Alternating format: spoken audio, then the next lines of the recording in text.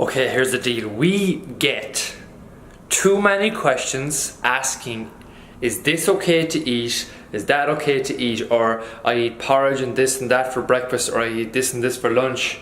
Is that healthy? Is this healthy? Or then the bane of my life, if anybody sees me eating, well, say a Golden Crisp, an ice cream or something like that, it's like, should you be eating that?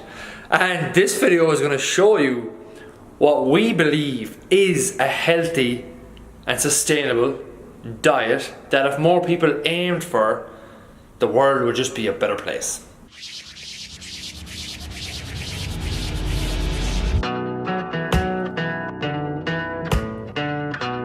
How are we keeping, guys? It's David O'Connor here from Dr. Fitness, and I do a lot of my videos standing, so we're going to try a seated one for today. So straight off the bat, I want to eliminate this "is this healthy" question a lot of people have, because you're missing the bigger picture with things. Like, you want to look at a full day, for example, and then look at a full week with your nutrition. There's no point in somebody asking me, or one of the coaches here at Dr. Fitness will say, is this food okay to eat? I want to eliminate that question with this video. So let's have a look at the 10 factors of what actually is, quote unquote, a healthy diet. Okay, I take zero credit for this, by the way. I got this straight from Alan Aragon, so just to know where that's coming from. But again, what is a healthy diet? Number one, it needs to respect your taste and your preference and no one else's. You don't have to do something that's mad. It has to be, at the end of the day, an individualized thing that's preferable to you. It needs to support physical and mental performance. Another big one that people lose sight of, especially people in sport. It needs to cover macro and micronutrient needs. So macronutrients, your proteins, carbs and fats, and your micronutrients, your vitamins, nutrients, minerals, that kind of stuff. It needs to support those needs. There is no need to have some stupid, unsupported in the research and science of a food restriction. There is no need to eliminate fat. There is no need to eliminate carbohydrates. There is no need to have low protein, have crazy high protein. There is no need not to eat the foods you love. So don't forget that. And this is the problem with so many people in the nutrition. They think that they need to eat clean, and it couldn't be further from the truth. Again, just a side note, this is for a healthy diet. I'm not really talking specifically about fat loss here, or maintaining your weight or gaining weight, because all the videos, all principles will always come back to the healthy, sustainable aspect of it. And again, if you're gonna lose, gain, or maintain your weight, it'll be a matter of tweaking the calorie balance up or down from there. So this is like a principles video. It needs to respect medical intolerances or allergies. Again, obviously, if somebody's intolerant to some foods, you leave them out, like people who are celiac, stuff like that.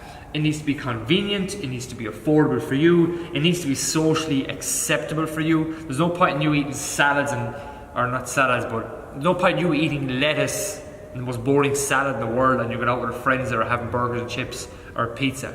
You can't have the pizza, you can't have the burger and chips, as long as you have that knowledge there to, number one, control that aspect if you are dropping body fat, or number two, to have the pizza without feeling guilty as hell.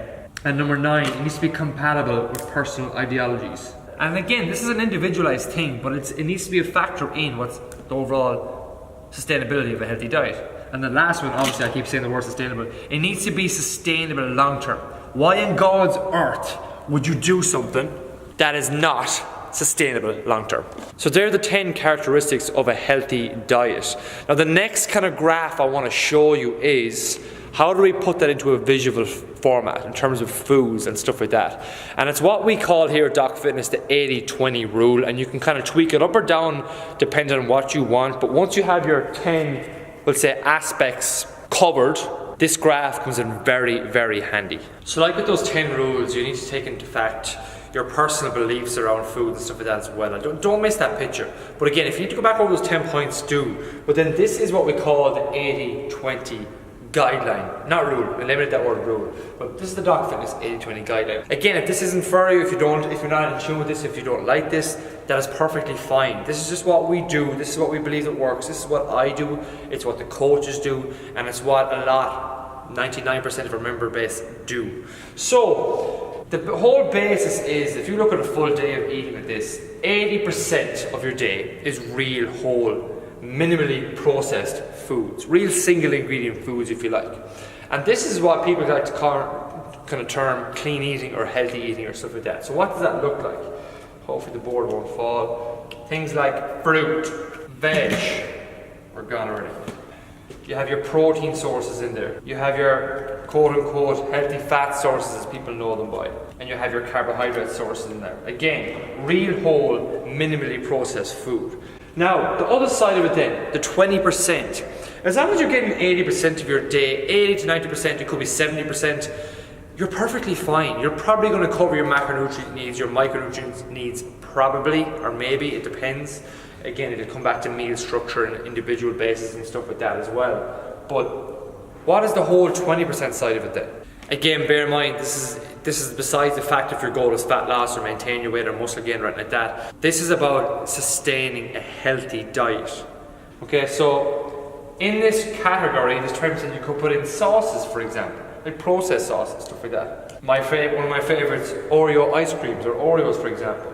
Here I have chocolate, dairy, golden crisp, chocolate cake, another one of my favorites. You could have things like sodas in there. I aim for 0 sugar to 0 calorie ones because I just do not see the point in drinking a can of Coke when you can drink a Diet Coke version or a 0 calorie version. What is the point like? And then you can have your alcohol and stuff like that in there as well if you like.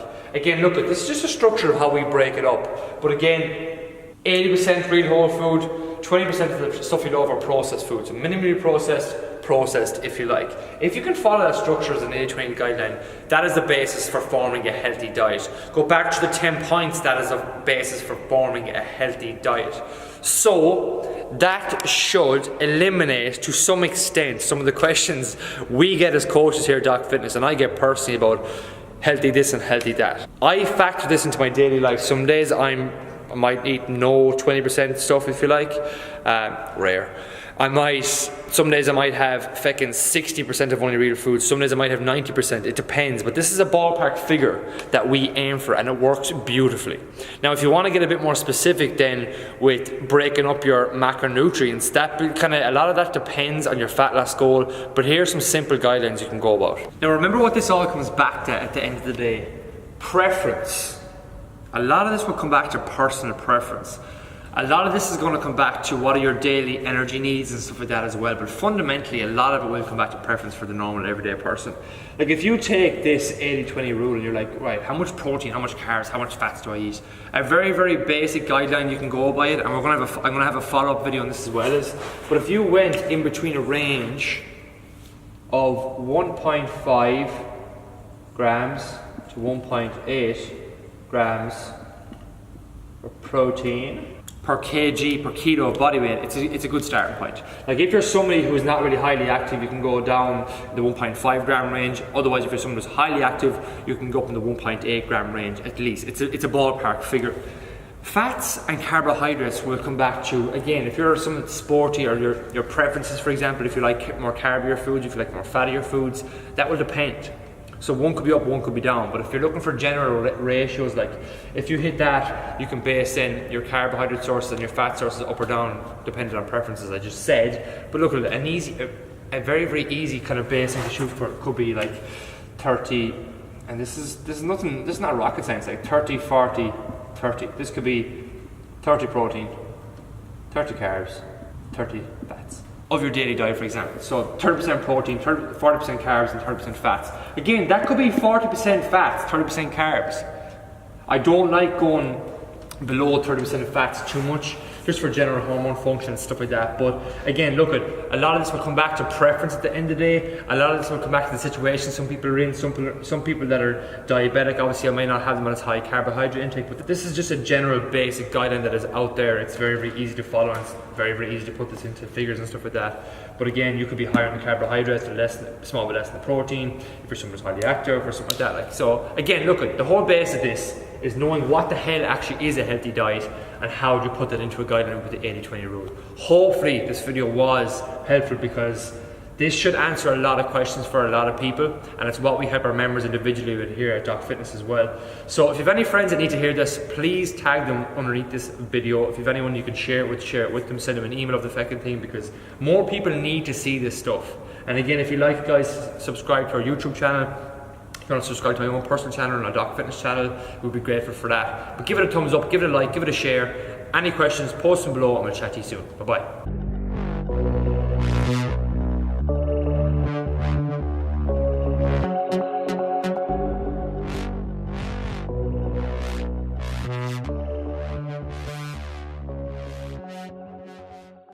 So now, you can never ask me again, is this food okay to eat?